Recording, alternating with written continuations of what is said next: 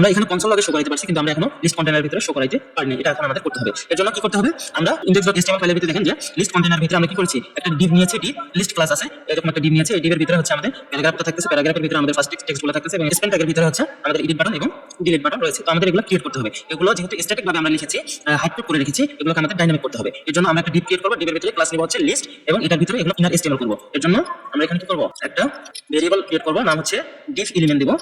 Element এটা আমরা শর্টকাটে ELM নামে দিলাম। এর জন্য ডকুমেন্ট ডট ক্রিয়েট এলিমেন্ট আমরা কি ক্রিয়েট করব, div এলিমেন্ট ক্রিয়েট করব। আমরা div এলিমেন্ট ক্রিয়েট করলাম। এরপরে div এলিমেন্টের ভিতরে হচ্ছে ক্লাস লিস্ট এড করব, হচ্ছে কি নাম দেব, ওখানে ছিল কি লিস্ট ছিল, তো ক্লাসনেট ডট এড হচ্ছে লিস্ট। হ্যাঁ, div element dot class list dot add হচ্ছে লিস্ট, আমাদের লিস্ট এড হয়েছে। এখন div এলিমেন্টের ভিতরে ইনার HTML করব, ইকুয়াল টেম্পল লিটারাল ব্যবহার করব, যাতে আমরা টেক্সটও লিখতে পারি, আমরা ভেরিয়েবলে লিখতে পারি। এরপর আমরা কি করব, এটার ভিতরে হচ্ছে আমরা এই যে টেক্সট আছে, এই টেক্সট আমরা কপি করে এনে দেন এটার ভিতরে আমরা পেস্ট করে দেব। পেস্ট করার পর এখন যদি আমরা এটার পরে হচ্ছে আমরা যদি এখন কি করব, এই যে div এলিমেন্ট আছে, এই div এলিমেন্টটা আমরা কি করব, লিস্ট কন্টেইনার ভিতরে অ্যাপেন্ড করে দেব, তাহলে আমাদের এটা এখানে শো করাবে। তো আমরা এই কাজটা করি, লিস্ট কন্টেইনার ডট অ্যাপেন্ড করাবো কোনটাকে, div এলিমেন্টকে।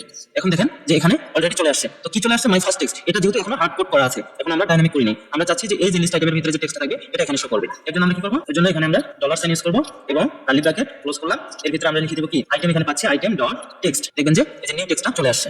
তো এটা আমরা এই যে লিস্ট আইটেমের ভিতর থেকে আনতে পারছি।